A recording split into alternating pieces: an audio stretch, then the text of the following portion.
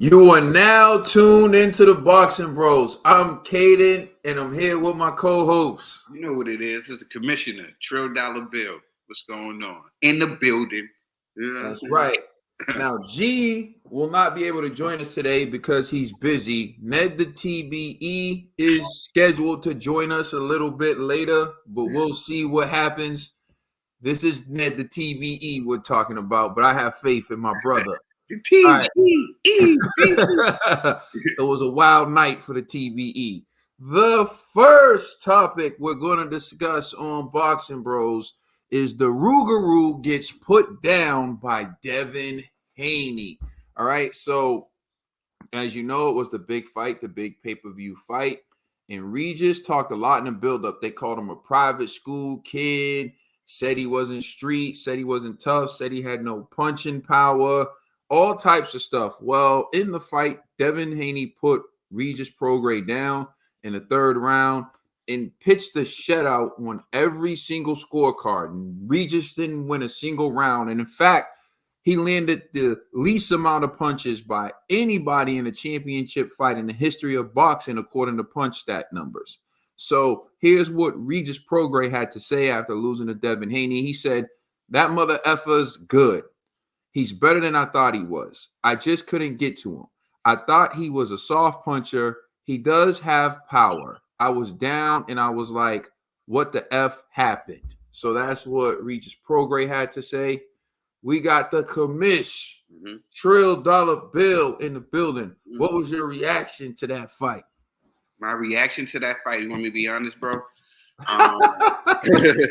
My reaction to that fight is, in the new undisputed champion at the junior welterweight division, Devin Haney. That was my reaction after seeing what he did last night. He looked strong. He looked. I was mad. I was telling bro last night, man, I'm mad that he stuck around at 135 for as long as he did. You know, this is a shame. You know, we missed this. We were missing out on this. Devin, you was holding this back? Oh, no. I could have, listen, you could have saved those other fights. You know what I'm saying? You could have saved those other fights. You know what I mean? Those didn't do nothing. This did a lot for you, Devin. You know what I'm saying? Those fights did nothing for you. What you did last night did a lot for you. It showed that you got your man strength. You look every bit of a man in me. You know what I'm saying? Not some little boy, skinny, scrawny little boy out there. You know what I'm saying? You look like you was a full man out there, man. So salute to you, Devin, because you showed and proved. There's no more. Listen, I can't even put. There was people who was trying to compare Shakur Stevenson's performances to your. This apples and oranges. I was on the edge. I was like, this is Devin? This is Devin? This is the Devin that we've been talking about since you've been 12. This is the Devin that we expect. This is the Devin that we've been talking about. This is the Devin Haney. I was impressed. He pitched a no-hitter. Is the record for the least landed punches. You know what I'm saying? He got the record for the least landed punches. Let that sink in. Bro, let that sink in, and let it sink in that it was an exciting fight. Not only did he not get hit, Shakur, it was an exciting fight. And he dropped his opponent. He dropped and took the fight to him. Mm-hmm. This was something different. This was something different, and this is the new Devin Haney, and I'm here for it. Shout out to Devin Haney, man. Good performance by the Dream. Yeah. So I agree with everything you said. I'll just add and sprinkle in a few more things. One, Regis in the buildup said Devin Haney had no power. When Devin said, "I'm going to knock you out," he said, "How? What? Name the last 15 guys you knocked out," right? Then in the third round, Regis gets dropped and fought to survive the rest of the fight. If Regis actually tried to stand on business in that fight, he would have got knocked out. He didn't want to engage. He didn't want to open up because he knew in order to take the risk of hitting Devin, he was going to open himself up to potentially getting clipped himself. And listen to what Reed just said in the post-fight press conferences. He said, Devin hits you with shots you can't see coming. Yeah, he does. That's why you stood there and was afraid to let your hands go. So the private school kid disciplined you.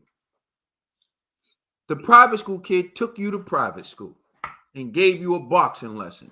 See, this is what happens when these dudes act tough. Oh, he's not from the streets. Oh, he never had to struggle a day in his life. What does that have to do with performing in the ring? How does that help you? How does that help you with anything? Honestly, how does it help you with anything? Like, don't get it twisted. I'm not saying that a lot of brilliant people, you have to overcome the odds, but it's because of the effort you put in as an individual. Everyone in the hood can't do what the great people from the hood have accomplished. Floyd isn't Floyd because he's from the hood. Floyd is Floyd because of his drive, his work ethic, his discipline, who he is as a person. Everyone from the hood doesn't have that. The average person from the hood doesn't accomplish those things. Just because you're from the hood doesn't mean you're going to win a fight.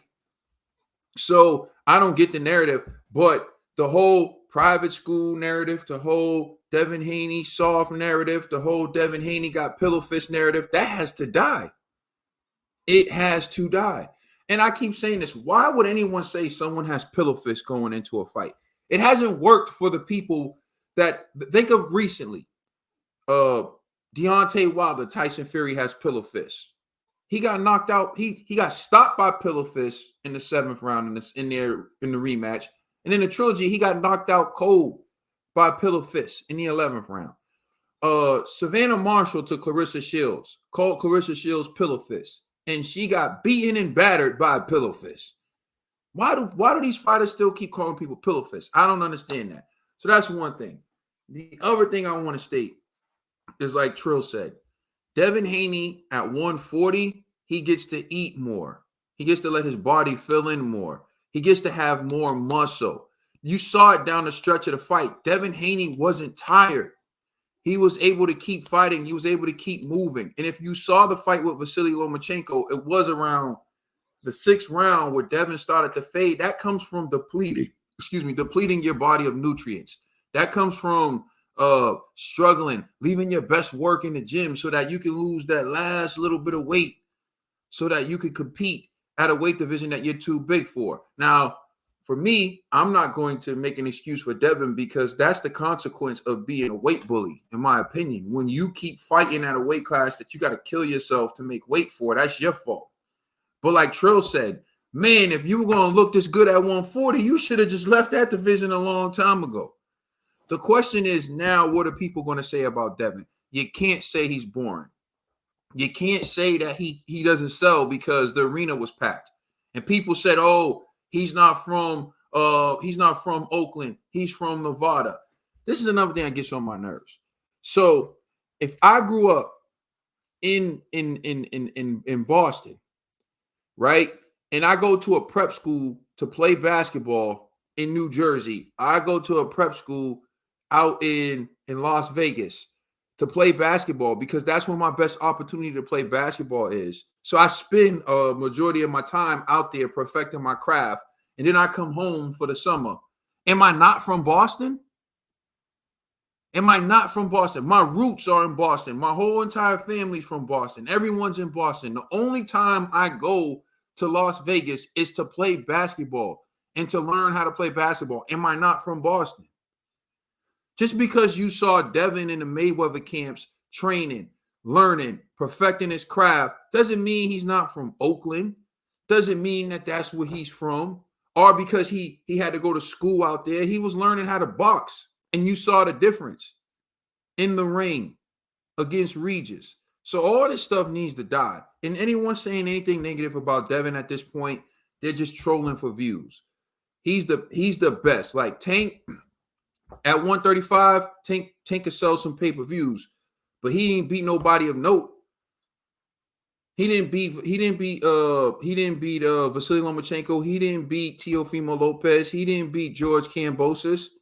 Devin's the one you mentioned with those guys. At 140, Devin just went up and beat the champion. So you got to give Devin his props. And if you're not giving Devin his props, you're just a hater. And there's some people who considered, Regis to be the number one guy at 140. Some guys consider that.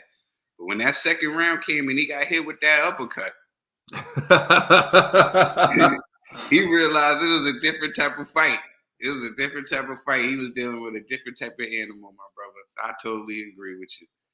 Let us know how you feel in the comment section. Please like and subscribe. Check us out on Instagram and Twitter. And please check out our podcast on all major streaming services. You know who you rocking with. Shout out to G and the TBE. We just getting started. It's the Boxing Bros. Hey, Oakland and Henderson, Nevada, stand up.